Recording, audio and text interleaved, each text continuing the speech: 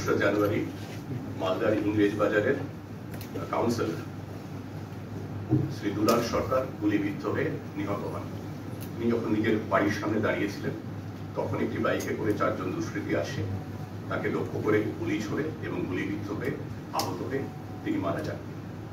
এই হত্যাকাণ্ডের প্রেক্ষিতে মালদা জেলা পুলিশের তরফে একটা সিট গঠন করা হয় এবং ঘটনার 1.5 ঘন্টার মধ্যে শামী আক্তার এবং টিঙ্কু ঘোষ নামে 2 জন দুষ্কৃতীকে গ্রেফতার করা হয়। ঘটনার পরেই পুরো জেলা জুড়ে নাকা চেকিং শুরু করা হয়। মানিকচক এলাকায় একটি বাসের মধ্যে থেকে এদের গ্রেফতার করা হয়। প্রতিটি বাসে নাকা চেকিং চলছিল এবং আইসি মানিকচকের নেতৃত্বে একটি বাসকে আটকানো হয়। সেই তার মধ্যে যারা যাত্রী ছিলেন তার মধ্যে শামী আক্তার এবং টিঙ্কু ঘোষকে পাওয়া যায়। তাদের বক্তব্যে অসঙ্গতি পাওয়া যায় নিজেদের অতীতটি সম্পর্কে। তারপর তাদের গ্রেফতার করা হয় এবং জিজ্ঞাসাবাদে তারা কবুল করে যে 4 জন বাইকে করে এসেছিলেন তার মধ্যে শামী এবং টিঙ্কু 2 জন ছিলেন। সেই রাতেই কাটিহার থেকে এই 2 জনকে জিজ্ঞাসাবাদ করে কিছু সূত্র পাওয়া যায়। শামী এবং টিঙ্কু যাদের কথা বললাম, কাটিহার থেকে মোহাম্মদ আব্দুল গনি বলে এক ব্যক্তিকে আমরা গ্রেফতার করি। জিজ্ঞাসাবাদে জানা যায় এই মোহাম্মদ আব্দুল গনি ইনি যে অস্ত্র ব্যবহার হয়েছিল, যে আগ্নেয়াস্ত্র ব্যবহার হয়েছিল সেগুলো সরবরাহ করাতে সক্রিয় ভূমিকা নিয়েছিলেন। তার পরের দিন এর 24 ঘন্টার মধ্যে আমরা আরো 2 জনকে গ্রেফতার করি যাদের নাম অভিজিৎ ঘোষ এবং অমিত রজক। এরাও খুনের যে সার্বিক পরিকল্পনা তার এরা অংশ ছিলেন। এলাকায় রেকি করা, খুনে যে মোটরসাইকেল যে ব্যবহার করা হয়েছিল সেটা ঘটনার পর সরিয়ে ফেলা এবং সার্বিক পরিকল্পনা পুরো এলাকাটিকে খুঁটিয়ে দেখা, কোথা থেকে দুষ্কৃতীরা আসতে পারে, যিনি মারা গেছেন তার গতিবিধি পর্যবেক্ষণে রাখা সার্বিক পরিকল্পনার চক্রান্তের এরা অঙ্গ ছিল।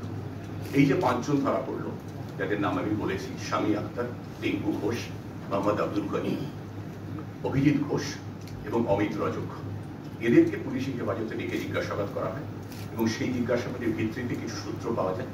সেই সূত্রগুলির অনুসরণে গতকাল রাত্রিবেলা নরেন্দ্রনাথ তিওয়ারি এবং স্বপন শর্মা নামে 2 জনকে আনা হয়, জিজ্ঞাসাবাদ করা হয়। এসপির নেতৃত্বে রাতভর জিজ্ঞাসাবাদ চলে এবং জিজ্ঞাসাবাদের পরে সকালবেলা এই 2 জনকে গ্রেফতার করা হয়েছে। জিজ্ঞাসাবাদ এখনো চলছে, তবে আপাতত যেটুকু তথ্য পাওয়া গেছে সেটুকু যতটুকু তদন্তের স্বার্থে আপনাদের সঙ্গে ভাগ করে নেওয়া সম্ভব সেটুকু বলি। সেটা হচ্ছে স্বপন শর্মা একটু কুখ্যাত দুষ্কৃতী। তার বিরুদ্ধে অতীতে এলাকায় বোমাবাজি, খুন, দাঙ্গা হাঙ্গামার একাধিক অজস্র অভিযোগ আছে, পুরনো মামলা আছে। ইনি এবং নরেন্দ্রনাথ তিওয়ারি মিলে 2 জনে এই ঘটনার মূল চক্রী ছিলেন। 50 লক্ষ টাকার বিনিময়ে সুপারি কিলিং এর একটা বরাত দেওয়া হয়েছিল।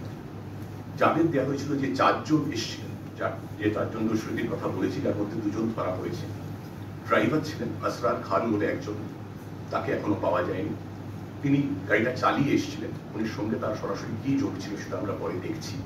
এছাড়া আরো 2 জন এখনো পলাতক আছেন। তার মধ্যে একজন হচ্ছেন কৃষ্ণ রজক ওরফে রোহন, ইনিও গাড়িতে ছিলেন। 4 জন ছিলেন। একজন ছিলেন আসরার, আরেকজন শুরুতে বলেছি শামী আক্তার এবং টিঙ্কু ঘোষ, এবং আরেকজন যে পলাতক আছেন কৃষ্ণ রজক ওরফে রোহন। স্বপনদা, আপনি তারপরে আছেন? আমার পুরোনো নামটা গেছে বড় মাতার শিকার, বাবলা হয়েছে বড় মাতার শিকার, হয়েছে বড় মাথা। নন্দদা, আপনি কি চক্রান্তের শিকার? হ্যাঁ, চক্রান্তের শিকার আপনি? চক্রান্ত শিকার অবশ্যই। বড় মাতার শিকার, হ্যাঁ, বড় মাতার শিকার বাবলা হয়েছে, বড় মাতার শিকার।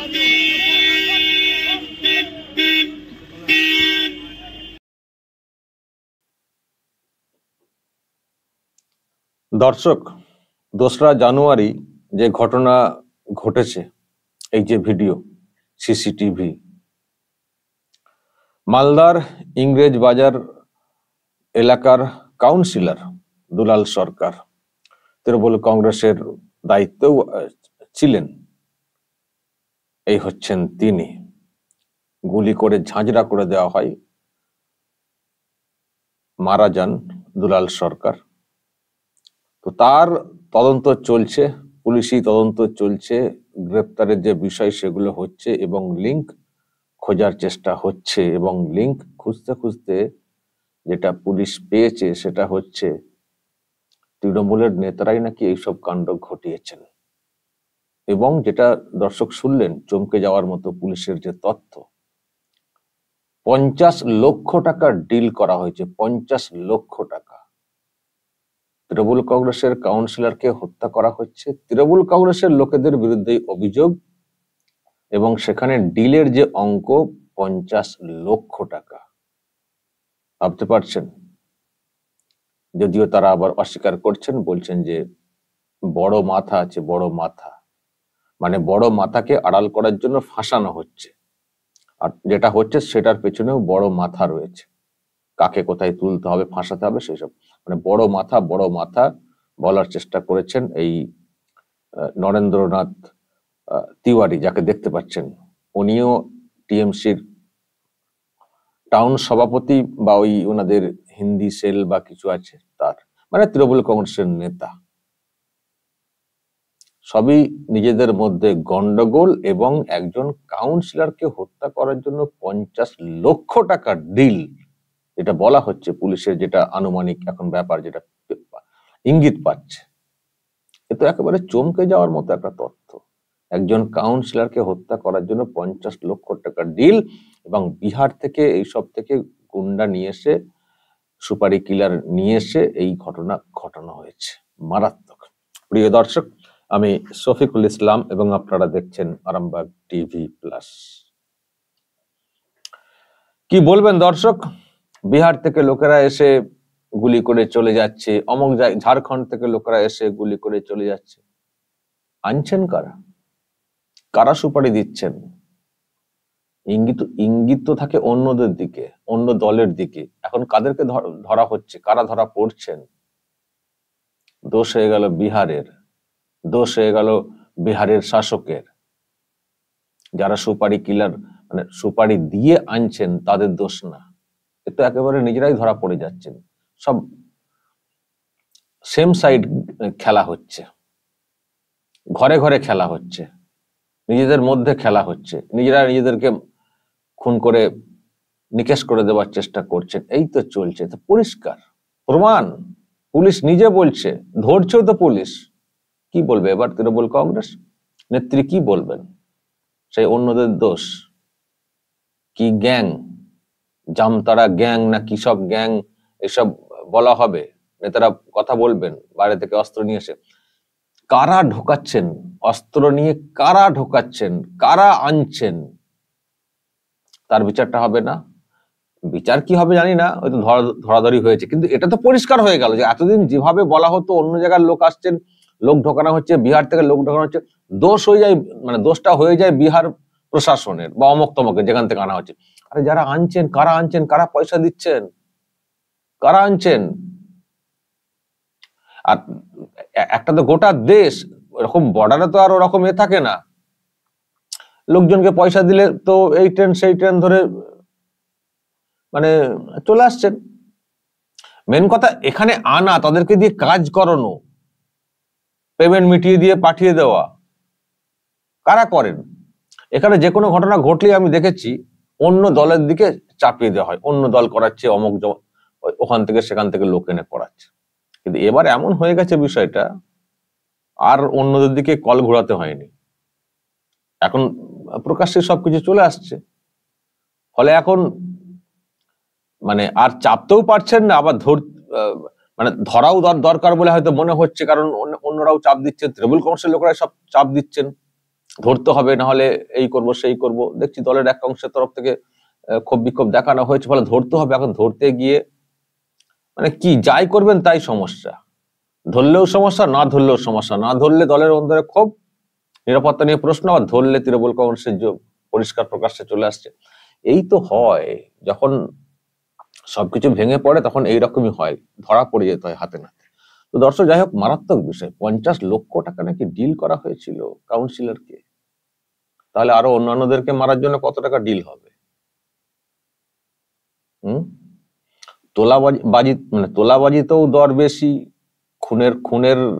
খুন খারাপি, সুপারি কিলারের জন্য দর বেশি তৃণমূল কংগ্রেসের। বুঝতেই পারছেন দর্শক, অভ্যন্তরে গন্ডগোল।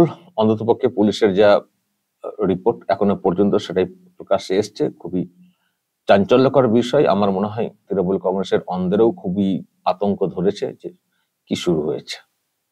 অন্য কেউ মারছে না, দলের লোকেরাই মেরে দিচ্ছেন কোন স্বার্থে, কোন উদ্দেশ্যে। জানি না এই খুনোখুনির শেষ কোথায়। এই খুনোখুনি অনেকে, আমি আগেও বলেছি যে তৃণমূল কংগ্রেসের নিজেদের মধ্যে গোষ্ঠী এমনই এ পর্যায়ে রয়েছে, নিজেরাই নিজেদের মধ্যে মারামারি করে করে সব মরে যাবে। হচ্ছে তো, কত ঘটনা ঘটছে তো। যতই বিরোধীদের দিকে আঙুলটা তোলা হোক না, বিরোধীরা কার কত ঘাড়ে মাথা আছে যে তারা এখন ক্ষমতায় নেই, তৃণমূল কংগ্রেসকে মারবে। কিন্তু মারলি দেখি দোষ দিতে হয়, বিজেপি করেছে, এই করেছে, সেই করেছে। কিন্তু ও তো সব সাজানো কেস। ভালো করে তদন্ত তো হয় না। যখন পরিবারের লোকেরা খুব চাপ দেন তখন হয়তো একটা কিছু দেখানোর চেষ্টা, তদন্ত হয় ঠিক মতো করে। সব তো অন্যদিকে মোড় ঘুরিয়ে দিয়ে আসল লোকেদেরকে বাঁচিয়ে দেওয়া হয়, সবকিছুকে ধামাচাপা দিয়ে দেওয়া হয়। এখন এটা চাপতে পারা যায়নি, প্রকাশ্যে এসছে এখন এরকম ব্যাপার। যদি ওনারা আবার বলছেন আমাদেরকে ফাঁসানো হচ্ছে, যিনি ফাঁসাচ্ছেন তিনি তাহলে কে? তাকে বের করুন, তাকে বের করুন। তার কিছু আছে।